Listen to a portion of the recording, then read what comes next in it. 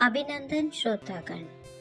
कहानी श्रृंखला में आज सुनते हैं कहानी घूंघट, इस्मत चुगताई के द्वारा लिखी हुई।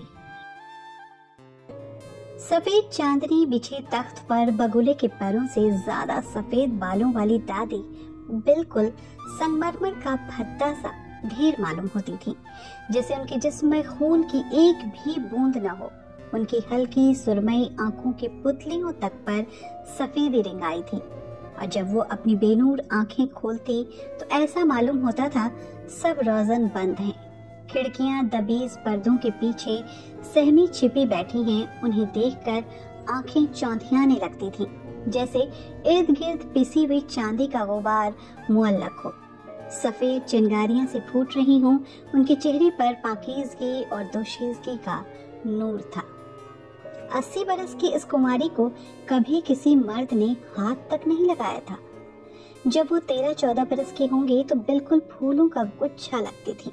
कमर से नीचे झूलते हुए सुनहरी बाल और मैदा शहाब रंगत।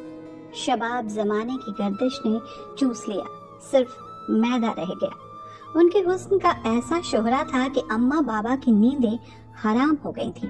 डरते थे कहीं उन्हें जन्नत न उड़ा के ले जाए, क्योंकि वो इस धरती की मखलूक नहीं लगती थी। फिर उनकी मंगनी हमारी अम्मा के मामू से हो गई। जितनी दुल्हन गोरी थी उतने दुल्हा मियां स्याह भट्ट थे। रंगत को छोड़कर हुस्न मर्दानगी का नमूना थे। क्या डसी हुई भटारा आंखें, तलवार की धार जैसी खड़ी नाक और मोतियों को मांद करने वाले दांत, मगर अपनी रंगत की स्याही से बेतरह चढ़ते थे।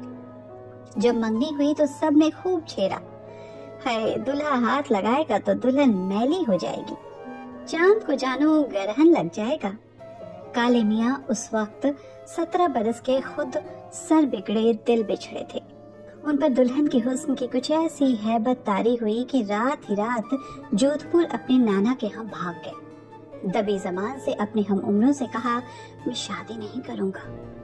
ये तो जमाना था जब चूं चरा करने वालों को जूतों से दुरुस्त कर दिया जाता था।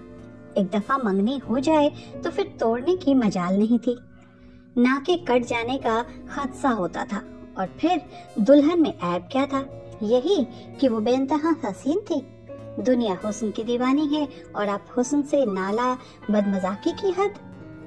वो मगरूर है, दबी जबान से कहा। कैसे मालूम हुआ? जबकि कोई सबूत नहीं, मगर हुस्न जाहिर से मगरूर होता है, और काले मियाँ किसी का गुरूर कैसे झेल जाएं?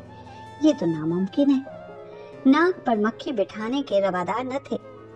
बहुत समझाया कि मियाँ वो तुम्हारे निकाह में आने के बाद तुम्हारी मिल्कियत होगी।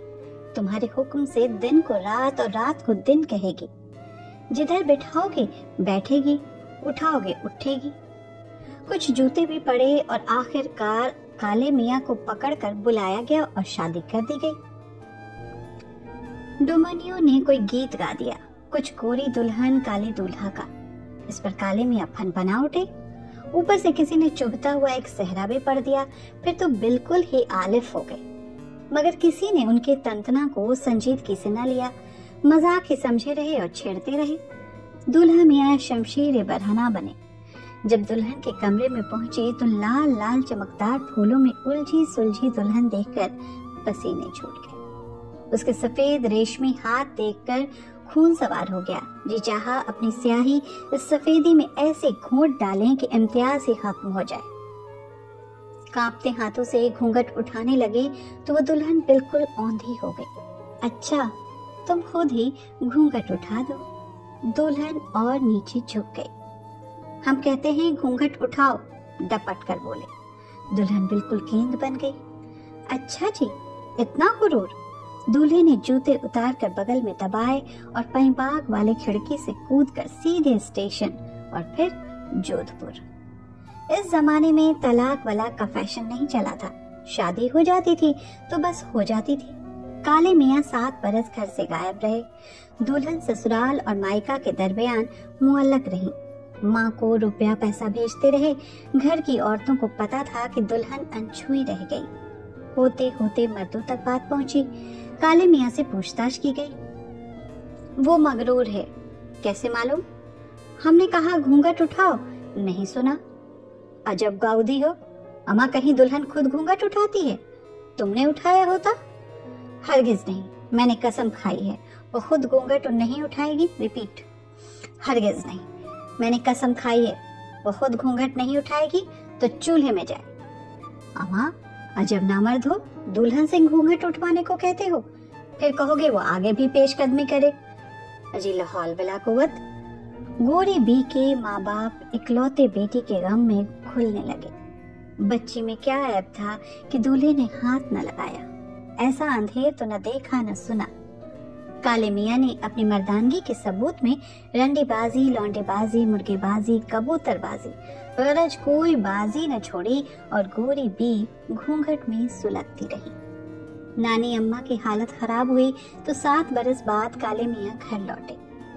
इस मौका को गनीमत समझकर फिर बेबी से उनका मिलाप कराने की कोशिश की गई। फिर से गोरी बी दुल्हन बनाई गई, मगर काले मियाँ ने कह दिया, अपनी माँ की कसम खा चुका हूँ, घूंघट मैं नहीं उठाऊंगा। सब ने गोरी बी को समझाया, देखो बनो, सारी उम्र का भुगतान है, शर्म हया को रखो ताक पर और जी कड़ा करके तुम आप ही घूंघट उठा देना। इसमें कुछ बेशर्मी नहीं है, वो तुम्हारा शौहर है, खुदाए मजाजी है, उसकी फर्माबरदारी तुम्हारा फर्ज है, तुम्हारी निजात उसका हुक्म मानने में ही है। फिर से दुल्हन सजी, सेज सजाई गई, पुलाव जर्दा पका और दुल्हा मियाँ दुल्हन के कमरे में धकेले गए। गोरी भी अब 21 बरस की नोखेज हसीना थी। अंग अंग से जवानी फूट रही थी, आंखें बोझल थीं, सांसें भरी हुई थी। 7 बरस उन्होंने इसी घड़ी के ख्वाब देख कर गुजारे थे। कमसिन लड़कियों ने 20 राज बताकर दिल को धड़कना सिखा दिया था। दुल्हन के हिना आलूदा हाथ पैर देखकर काले मियाँ के सर पर जिन मंडलाने लगे। उनके सामने उनकी दुल्हन रखी थी, 14 बरस की कच्ची कली नहीं, एक मुकम्मल गुलदस्ता। राल टपकने लगी। आज जरूर दिन और रात को मिलकर सरगमी शाम का समा बंधेगा। उनका तजर्बेकार जिस्म शिकारी चीते की तरह मुज़ोर हो रहा था। उन्होंने अब तक दुल्हन की सूरत नहीं देखी थी। बदकारियों में भी इस रस भरी दुल्हन का तसव्वुर दिल पर आड़े चलाता रहा। घूंघट उठाओ, उन्होंने लरजती हुई आवाज में हुक्म दिया। दुल्हन की छंगुली भी न हिली। घूंघट उठाओ, उन्होंने बड़ी लजाजत से रोनी आवाज में कहा। सुकूत तारी है, अगर मेरा हुक्म नहीं मानोगी तो फिर मुंह नहीं दिखाऊंगा। दुल्हन टस से मस न हुई। काले मियाँ ने घूंसा मारकर खिड़की खोली और पाई बाग में कूद गए। इस रात के गए वो फिर वापस न लौटे। अनछुई गोरी भी 30 साल तक उनका इंतजार करती रही। सब मर खप गए। एक बूढ़ी खाला के साथ फतेहपुर सीकरी में रहती थी कि सुनावनी आई, दूल्हा आए हैं। दूल्हा मियाँ मोरियों में लूट पीट कर अमराज का पुलंदा बने आखिर दम वतन लौटे। दम तोड़ने से पहले उन्होंने इल्तिजा की कि गोरी बी से कहो आ जाओ कि दम निकल जाए। गोरी बी खंभे से माथा टिकाए खड़ी रही। फिर उन्होंने संदूक खोलकर अपना तार तार शहाना जोड़ा निकाला, आधे सफेद सर में सुहाग का तेल डाला और घूंघट संभालती लबे दम मरीज के सिरहाने पहुंची। घूंघट उठाओ, काले मियाँ ने एज़ज़ के साथ आलम में सिसकी भरी। गोरी बी के लरजते हुए हाथ घूंघट तक उठे और नीचे गिर गए। काले मियाँ दम तोड़ चुके थे।